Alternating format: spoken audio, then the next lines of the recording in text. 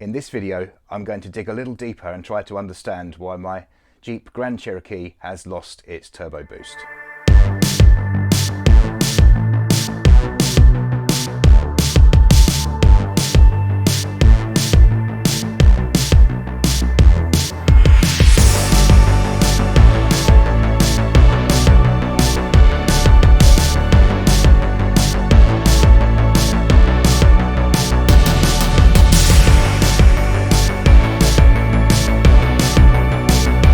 Today is turning out to be quite interesting. I've taken off the engine cover, I've removed the intake pipe. You can see in my earlier video how that's done, it's very straightforward. And I've also removed the clips from around the outer perimeter of this turbo actuator. These little spring clips are best removed with a small screwdriver, and it's definitely worth having a magnet because they will fly away if you do not have a magnet on them at the same time. There are 6 clips in total around the perimeter. The bottom one is impossible to get to, but if you release all the others, you can generally ease off the bottom one and it just springs off. This actuator then separates, revealing the worm drive inside and the motor,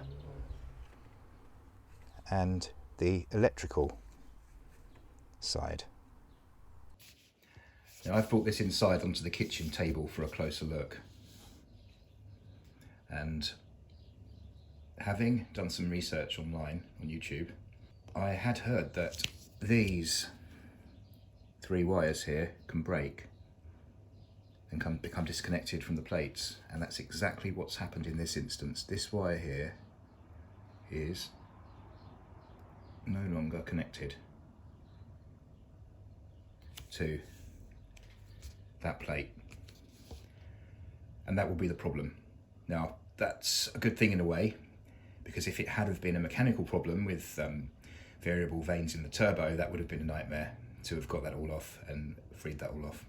And had it have been the mechanical side of the actuator, it would have likely been a new actuator, because I haven't been able to find the worm drives, plastic worm gears anywhere. So I am going to have a go at soldering this. There is no guarantee it will be successful, and there's no guarantee how long it will be successful for, because some say that you need a special solder, very high temperature solder for this because of the temperatures of the turbo. I'm going to give it a go anyway. It will require a very steady hand, so if you're going to have a go at this yourself on yours, probably a good idea not to do it with a hangover. Make sure you've had plenty of food and you've got a steady hand. Now I read somewhere that there is a coating on these that means the solder will not stick.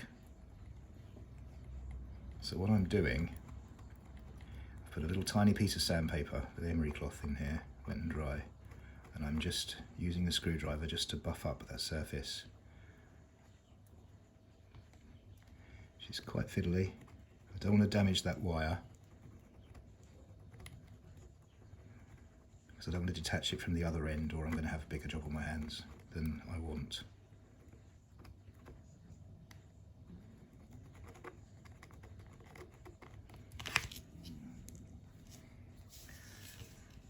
That's a little bit abraded there now, but I need to do a little bit more. I think that's the best I'm going to get that. I've now repositioned it close to the centre, close to where it was previously attached, in the middle of the abraded area, and I will now attempt to solder this. Unfortunately, despite best efforts, the solder wouldn't take. It just formed a ball and just rolled off the surface, despite roughing it up a bit. Then the second wire just came away because they're so delicate. So I now need to find someone who can repair this professionally, and just bridge those 2 on the top right there, and solder them with the correct solder that's going to work on this. Disappointing. I'll end this video here. The car is going to be just laid up until I can get this sorted out. I may end up just buying a new actuator, but as is often the case, things aren't always as easy as they may appear. Thank you and goodbye.